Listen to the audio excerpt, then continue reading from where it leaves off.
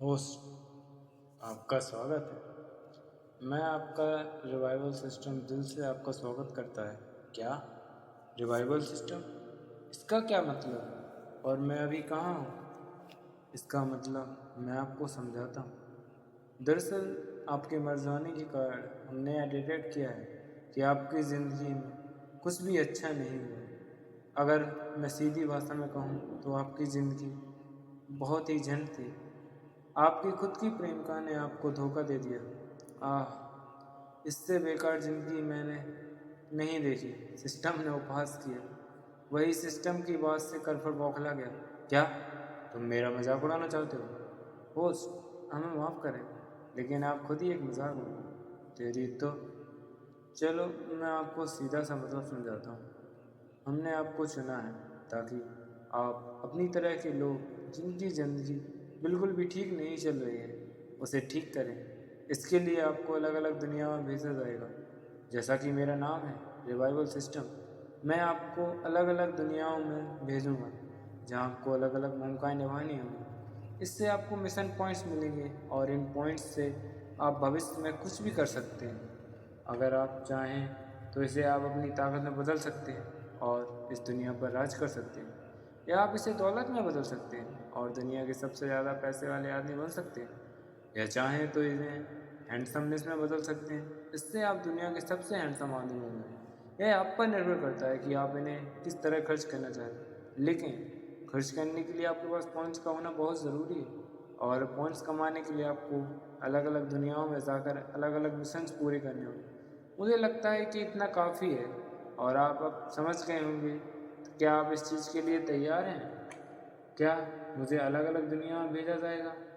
अलग अलग दुनियाओं में जाकर मुझे किस तरह के मिशन करने होंगे? होस्ट, यह पूरी तरह से अज्ञात है।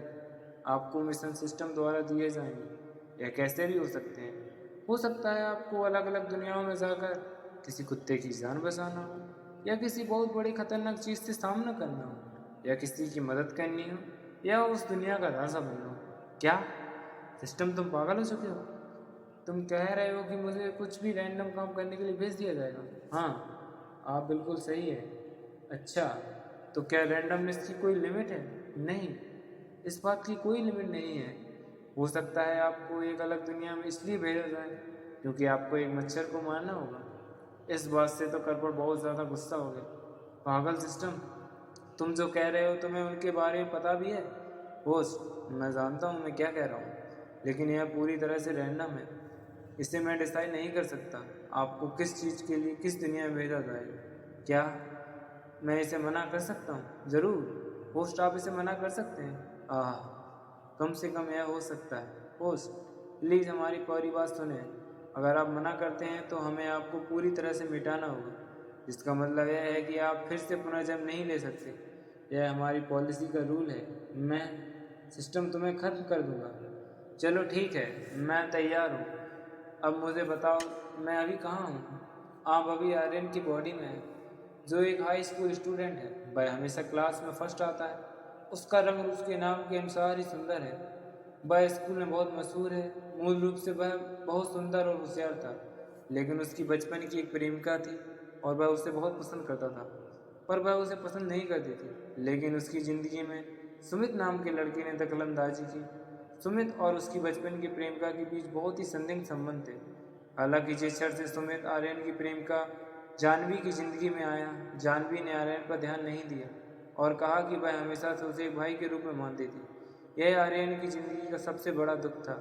अपने बचपन के प्रेमिका को अपने पास रखने के लिए आर्यन ने समझौता करना चाहा और बेहद विनती की, लेकिन बचपन की प्रेमिका ने उसे छोड़ने का दृढ़ निश्चय कर लिया था। उसने बचपन की प्रेमिका को जीतने के लिए बहुत प्रयास किया, हालांकि उसका कोई भी प्रयास सफल नहीं हुआ।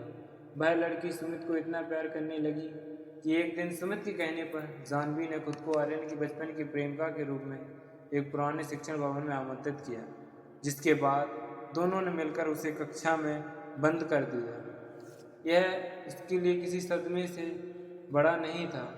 जब अगले दिन आर्यन को खोजा गया तो वह पहले ही वो कोमा में जा चुका था। अस्पताल भेज जाने पर उसे बड़बड़ाना शुरू कर दिया। वह बहुत ज़्यादा टूट चुका था। डॉक्टर ने कहा कि यह ट्रॉमा के कारण हुआ था। उसे किसी चीज़ का बहुत बड़ा सदमा लगा है। आर्यन ने नर्सों की सावधानी का फायदा उठाते हुए कूदकर आत्महत्या कर ली। उसके मर जाने के बाद कर्पण को इस दुनिया में भेजा गया। सबसे दुख की बात तो यह थी कि आर्यन के मर जाने के बाद भी उसकी बचपन की प्रेमिका को सिर्फ कुछ ही दिनों तक का दुख हुआ। फिर वह अपने क्लासमेट से बेइंतहा प्यार करने लगी। सुमित के कहने पर उसने यह स्वीकार कर लिया कि आर्यन उसके लायक नहीं था। आर्यन को धोखे से पुराने शिक्षण भवन में ले जाया गया और कमरे में बंद कर दिया गया। पोस्ट की याद में उसने कक्षा के बाहर भूतों जैसी आंखें देखी थी और अजीब अजीब आवाज़ भी सुनी थी। उसका दिल बहुत मजबूत नहीं था, इसलिए वह डरना बर्दाश्त नहीं कर सका और कोमा में चला गया। अस्पताल में भी वह उस दृश्य को भूल नहीं पाया और अंततः उसने आत्महत्या कर ली। पूरी कहानी जानने के बाद कर्पूर ने सिस्टम से कहा, 1 मिनट रुको, यह कहानी मेरी पिछली ज़िंदगी से इतना मेल क्यों खाती है? कहीं तुमने जानबूझकर मुझे इस दुनिया में तो नहीं भेजा ना? क्या तुमने नहीं कहा था कि मेरा भेजा जाना रैंडम है? पोस्ट, हमें माफ़ करें, यह अभी भी रैंडम है। हम इससे ज़्यादा आपको कुछ नहीं बता सकते। ला ला ला ला ला। बेसुरे सिस्टम, अपना गाना बंद करो, मुझे सब समझ आ रहा है। कर्पण का ध्यान अपने नए शरीर पर गया। खाना कहाँ है? मुझे भूख लगी। जब उसे कमरे में बंद कर दिया था, यह वह समय था, वह समय पीछे आ गया था। क्लास खत्म होने के बाद शायद यह सुबह का समय था। यह बिल्कुल नॉर्मल है। इतने लंबे समय तक खाए पिए रहना, उसे भूख तो लगी ही होगी। कर्पण ने अपना सर घुमाते हुए इधर उधर देखा, पर वहाँ खाने के लिए कुछ भी नहीं था। वह दरवाजे की तरफ बढ़ा और उसे खोलने की कोशिश की, लेकिन दरवाज़ा बाहर से बंद था और उसे अंदर से खोला नहीं जा सकता था। कर्पण ने दरवाजे के बगल वाली खिड़की की तरफ देखा। पुराने शिक्षण भवन की खिड़की ऊंची नहीं थी, लेकिन उसमें स्टील की सलाखें लगी हुई थी। जब तक कि वह कोई छोटा बिल्ला नहीं होता, वह खिड़की से बाहर नहीं जा सकता था। कर्पण ने दूसरी तरफ की दीवार को देखा, जिसकी खिड़की पर कोई सलाखें नहीं थी, लेकिन कक्षा तीसरी मंजिल पर थी। अगर वह नीचे कूदता तो उसे गंभीर चोट लग सकती थी।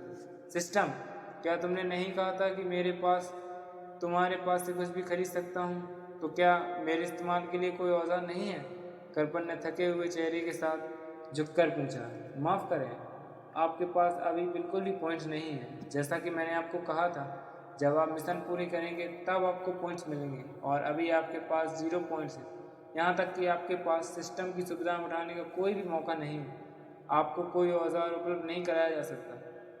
अगर आपको सिस्टम के हिसाब से कुछ भी चाहिए, तो आपके पास कम से कम 10 करोड़ पॉइंट्स की होना बहुत ज़रूरी है। क्या इसकी कोई शर्त है?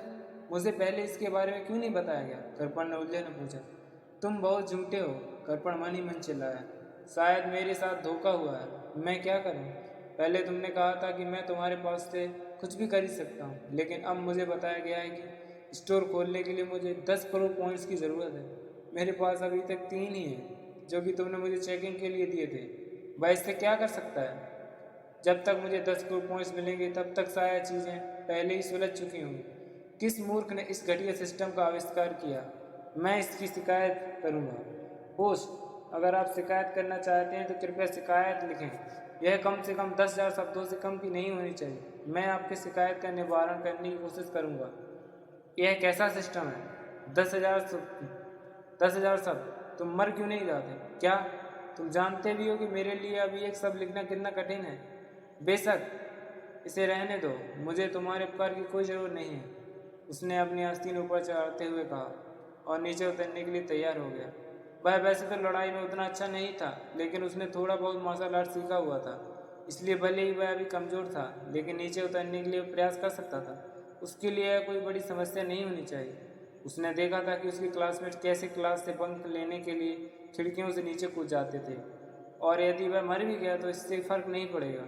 सिस्टम ने कहा है कि वह उसे दूसरी दुनिया में भेजता रहेगा। इसने उसे हिम्मत दी। वह निडर था। उसने खिड़की के बाहर एक नाली देखी। उसने नाली खिड़की के बाहर हाथ डाला तो पता चला कि बाहर अभी भी बारिश हो रही थी। बारिश के हल्के छींटे उसके चेहरे पर भी आ गए। उसने अपना चेहरा पोंछते हुए खिड़की किनारे खड़ा हो गया। फिर उसने नाली को सावधानी से देखा। अभी भी बारिश हो रही थी, इसलिए नाली चिकनी थी। इसके अलावा समय समय पर ऊपर से बारिश के साथ बिजली गिर रही थी। कर्पण का दिल इतनी तेजी से धड़क रहा था जैसे वह अभी ही सीने से बाहर आने वाला था। कर्पण बड़ी मुश्किल से खिड़की से कूदकर जमीन पर आया और अपने धड़कते दिल को शांत किया। बीच बीच में चमकती बिजली से कर्पण का चेहरा चमकीला और धुंधला दोनों लग रहा था, जिससे वह एक मुस्कुराता हुआ भूत लग रहा था। मैं बच गया। बारिश के कारण उसके सामने 1 मीटर से आगे कुछ भी नहीं दिखा रहा था। वह इतना भूखा था कि उसे ठीक से चला भी नहीं जा रहा था। अचानक एक लड़की उसके बगल में आई और उससे टकरा गई। कृपण जमीन की ओर गिर पड़ा। लड़की ने उसे पकड़ना चाहा, लेकिन दोस्तों, मैं इस कहानी का दूसरा पार्ट है। वैसे मैं आपके लिए और कई पार्ट्स लाता रहूँगा। उससे पहले अगर आपको स्टोरी थोड़ी सी भी अच्छी लगती है तो प्लीज़ चैनल को सब्सक्राइब एंड वीडियो को लाइक ज़रूर कर दिया करें।